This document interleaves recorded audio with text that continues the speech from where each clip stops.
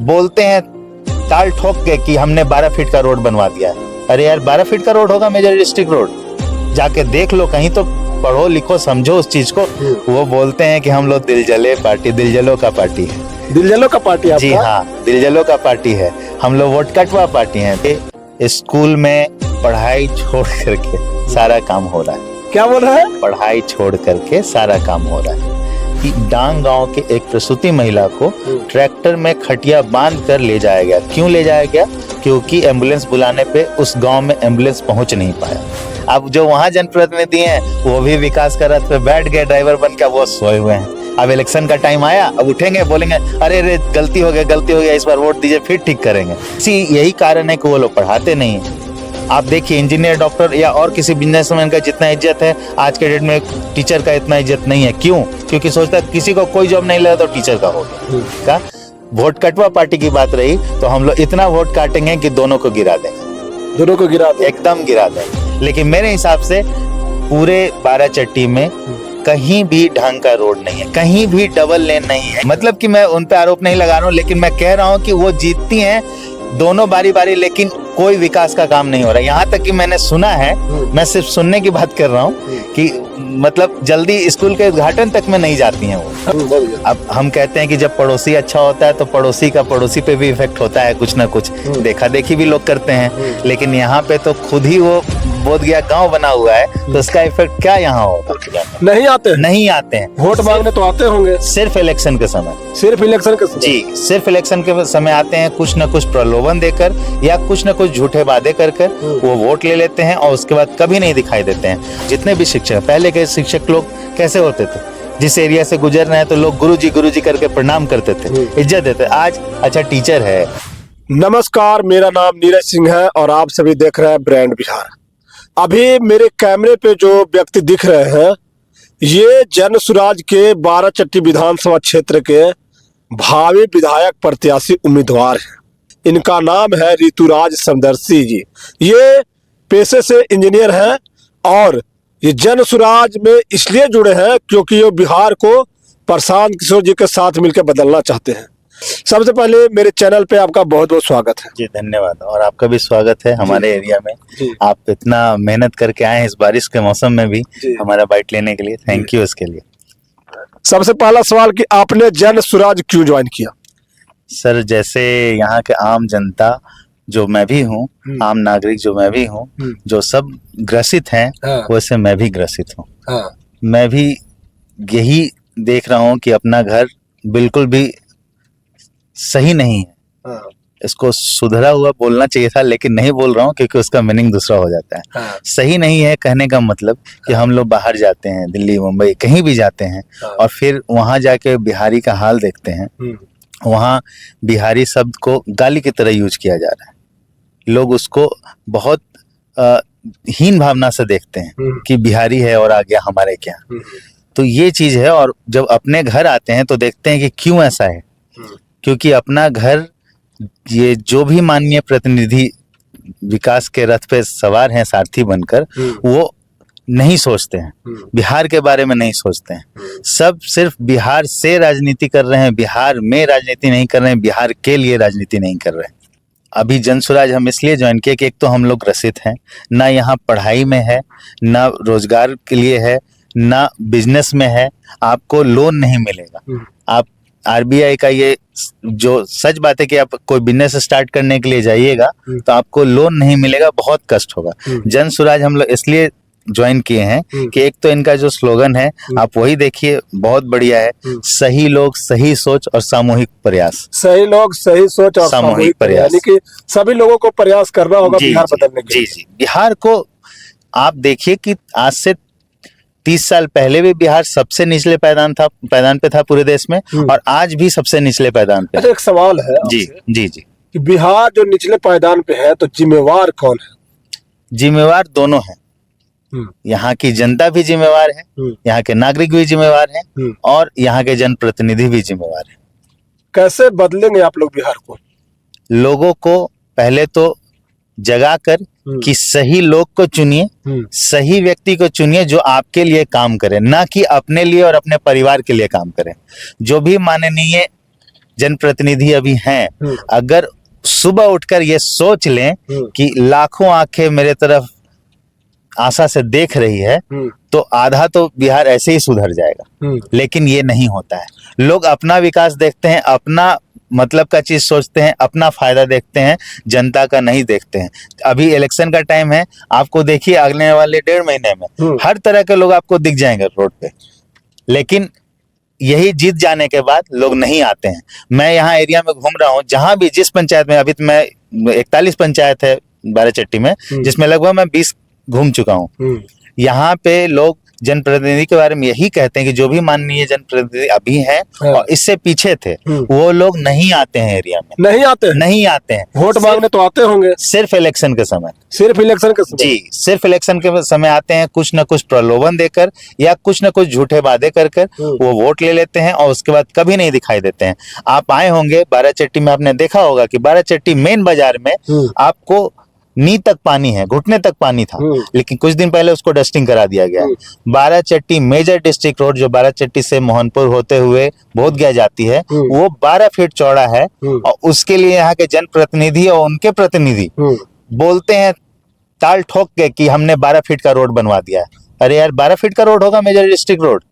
जाके देख लो, कहीं तो पढ़ो लिखो समझो उस चीज को। आए दिन एक्सीडेंट होती है सर, आए दिन एक्सीडेंट हुए। जिस गाड़ी में आप बैठे हैं, अगर 2 गाड़ियां ऐसी स्कॉर्पियो या 2 छोटी गाड़ी आमने सामने से आ जाएं तो लड़ाई का नौबत हो जाता है, इसलिए कि साइड में प्लैंक नहीं है, इतना गड्ढा है सॉरी, दोनों में से कोई नीचे उतरने को तैयार नहीं होते हैं। ये स्थिति है यहाँ का। आप शाम को 4-5 बजे के बाद इस एरिया में घूम के देखिए, आपको माहौल ही दूसरा दिखेगा। तो ये हाल है यहाँ का। विकास के नाम पे विकास का वी भी नहीं बाराचट्टी में है।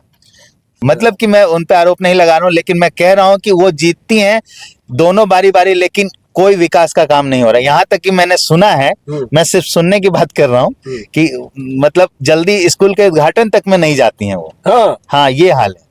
अच्छा, एक सवाल का जवाब दीजिएगा कि यहाँ पे अभी वर्तमान में विधायिका है ज्योति मांझी जी, जो एनडीए के उम्मीदवार हैं। यहाँ पे महागठबंधन के भी उम्मीदवार होंगे, तो दोनों पार्टी के उम्मीदवारों को जन सुराज के जो आप लोग उम्मीदवार हैं कैसे टकराएंगे? विकास के ही मुद्दे पे, काम के मुद्दे पे, और कोई आरोप प्रत्यारोप नहीं। काम नहीं हुआ है। मैंने पूछा बाराचट्टी में लोगों से कि ये यहाँ का रोड क्यों नहीं बना अभी तक, क्योंकि माननीय जनप्रतिनिधि जो भी अभी हैं इलेक्टेड, वो तो ऑलरेडी बहुत बड़े प्रतिनिधि के रिलेटिव हैं। तो उनका कहना था कि ये एनएच का रोड है इसलिए नहीं बना। तो मैंने उनसे पूछा कि एनएच पे कौन जलता है, कौन इस पे चलता है, कौन यूज करता है? तो जनता यूज करती है। तो फिर जनता यूज करती है तो क्यों नहीं बना? एनएच है तो उस पे सिर्फ ट्रक ही चलेगा। आधा किलोमीटर से भी कम रोड है जो नहीं बना है, और वो तो उनके मतलब फैमिली से भी आते हैं, तो उनको तो और बन जाना चाहिए था। माननीय नितिन गडकरी सर बोलते हैं कि कोई भी प्रतिनिधि आवे और रोड मांगे, हम कभी मना नहीं करते हैं। तो अब इनका क्या कहिए, काम करने का इच्छा नहीं है कि क्या है, वो तो वही जाने। लेकिन मेरे हिसाब से पूरे बाराचट्टी में कहीं भी ढंग का रोड नहीं है, कहीं भी डबल लेन नहीं है। ये मैं नहीं बोल रहा हूँ, यहाँ के जनता में आप किसी एरिया में चले जाएं, किसी से भी पूछें, आपको बताएगा कि पूरे बाराचट्टी में डबल लेन रोड नहीं है। ये तो हो गई रोड की बात। यहाँ पे जैसे अभी औद्योगिक से जो डोभी में बन रहा है, उसको बढ़ा करके बाराचट्टी तक लाया जा सकता था। बाराचट्टी का खासियत क्या है? बहुत चीज है, यहाँ का लोगों को भी नहीं पता है बाराचट्टी में विकास कैसे होगा आखिर। देखिए, यहाँ पे 2 नदी है जहाँ पे 11 महीने पानी रहता है। उस पे छोटा मोटा इरिगेशन प्रोजेक्ट डाला जा सकता था, जो कि यहाँ के लोगों का काफी दिनों से मांग भी है। 2 बांध बनाया जाए, वो है। प्लस यहाँ पे ड्राई पोर्ट आप सुने होंगे गया में कि एनडीए के द्वारा ऐलान किया गया था कि ड्राई पोर्ट गया को बनाया जाएगा। तो उस तरह से इसको भी जोड़ा जा सकता है। यहाँ पे बाहर से सामान आए, प्रोसेसिंग हो, बाहर भेजे, तो ये भी यहाँ, क्योंकि इसके पास एनएच तो है, तो एनएच को ही जरिया बनाया जाए ताकि इस क्षेत्र का विकास हो। अगर यहाँ पे कोई फैक्ट्री लग रहा है या कोई भी काम शुरू, जो हम लोग का प्लान भी है, तो उसमें स्थानीय लोगों को रोजगार मिले, ये प्राथमिकता दी जाएगी। शिक्षा और स्वास्थ्य का भी यहाँ पे स्थिति जर्जर है। जी जी जी, बहुत जर्जर है। यहाँ पे आपने सुना होगा, आज पिछले महीने के 7 सितंबर को पेपर में आया है सीता माता मंदिर का लगभग 900 करोड़ से सीतामढ़ी में उद्घाटन होने वाला। उसी पेपर में उसी के नेक्स्ट पेज में आप देखेंगे इतना बड़ा पेपर कटिंग में है कि डांग गांव के एक प्रसूति महिला को ट्रैक्टर में खटिया बांध कर ले जाया गया। क्यों ले जाया गया? क्योंकि एम्बुलेंस बुलाने पे उस गांव में एम्बुलेंस पहुंच नहीं पाया और ये स्थिति है कि उनको खटिया में ले जाया गया। यानी कि सड़कें नहीं है वहाँ, है नहीं। बहुत सारा जगह है जहाँ सड़क है ही नहीं और जो गांव के अंदर थोड़ा बहुत बना हुआ है वहाँ के मुखिया जी लोग अच्छे काम किए हैं, उनकी वजह से बना हुआ है। बहुत जगह नल जल है तो नल है तो जल नहीं है। बहुत तरह का समस्या। रोड के मामले में बिजली के लिए वोट गया था तो बिजली मिल गया, रोड के लिए वोट गया लेकिन रोड नहीं मिला। अभी देखिए बगल में ही आपका इंटरनेशनल प्लेस है, बोध गया। अब हम कहते हैं कि जब पड़ोसी अच्छा होता है तो पड़ोसी का पड़ोसी पे भी इफेक्ट होता है, कुछ ना कुछ देखा देखी भी लोग करते हैं, लेकिन यहाँ पे तो खुद ही वो बोध गया गांव बना हुआ है तो उसका इफेक्ट क्या यहाँ होगा।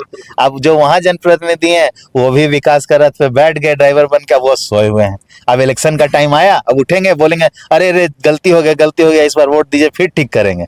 तो ऐसे तो काम नहीं चलेगा ना। यहाँ भी वही स्थिति है, वहां भी वही स्थिति। आप तो पूरा एरिया घूम रहे होंगे। शिक्षा पे क्या कहेंगे आप? शिक्षा पे यही है कि देखिए स्कूल में पढ़ाई छोड़ करके सारा काम हो रहा है। क्या बोल रहा है? पढ़ाई छोड़ करके सारा काम हो रहा है। मैं खुद अपने आंखों से देखा हूँ कि टीचर लोग हैं, नो डाउट सब जगह टीचर आ गए, अच्छे भी हैं, बहुत अच्छे टीचर आए हैं, लेकिन बच्चों की संख्या कम है।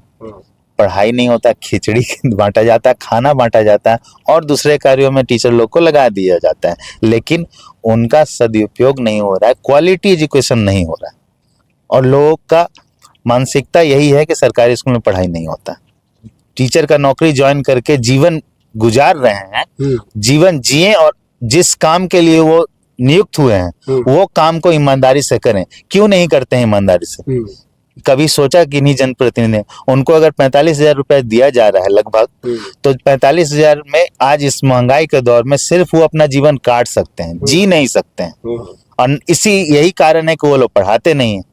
आप देखिए इंजीनियर, डॉक्टर या और किसी बिजनेसमैन का जितना इज्जत है आज के डेट में टीचर का इतना इज्जत नहीं है। क्यों? क्योंकि सोचता किसी को कोई जॉब नहीं लगा तो टीचर का हो गया।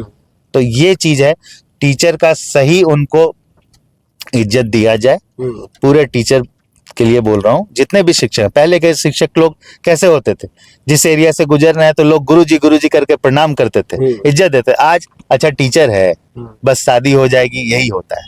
तो टीचर के बारे में सोचा जाए, उनको सही सुविधा दिया, उनको सही ट्रेनिंग दिया जाए। आपके बच्चे किस विद्यालय में पढ़ते हैं? सर अगर कोई भी अपना बच्चा को चाहेगा अच्छा एजुकेशन दिया जाए तो मैं भी चाहूंगा कि अच्छा एजुकेशन मिले।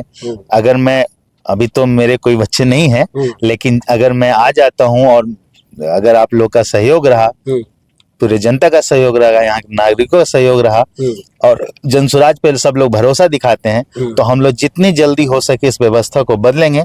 और भगवान का आशीर्वाद और आप लोगों का सहयोग रहा तो जितने मेरे बच्चे ही नहीं, जितने सारे बच्चे हैं सरकारी स्कूल पे भरोसा करेंगे, जितने गार्जियन है सरकारी स्कूल पे भरोसा करेंगे और सब लोग चाहेंगे कि अपने बच्चों को सरकारी स्कूल में भेजें। हम लोग का इस एक मुद्दा जो है यही है कि सरकारी स्कूल का व्यवस्था बिल्कुल प्राइवेट से भी अच्छा किया जाए, ताकि जो भी प्राइवेट में खर्च एक्स्ट्रा दे के पढ़ा रहे हैं, जो कि अपना पेट काट कर पढ़ा रहे हैं लोग, उसको सरकारी स्कूल में भेजा जाए। दोनों पार्टी के मजबूत प्रत्याशी मैदान में उतरेंगे, आपकी पार्टी तो बिल्कुल नहीं है। जी सर। तो आप लोग को क्या लगता है कि आप लोग जीत का परचम लहरा पाएंगे? बिल्कुल लहराएंगे। मजबूत प्रत्याशी क्या होता है? जो काम करेगा वो मजबूत होगा। हम लोग जनता के बीच ऐसा रिश्ता होना चाहिए कि अपनी बात नेता से कह सके, जनप्रतिनिधि से कह सके। और मजबूत कैंडिडेट की बात रही या मजबूत दावेदारी की बात रही तो जनता के बीच हम लोग घूम रहे हैं, जिन पे जनता भरोसा करेगी वही मजबूत होंगे।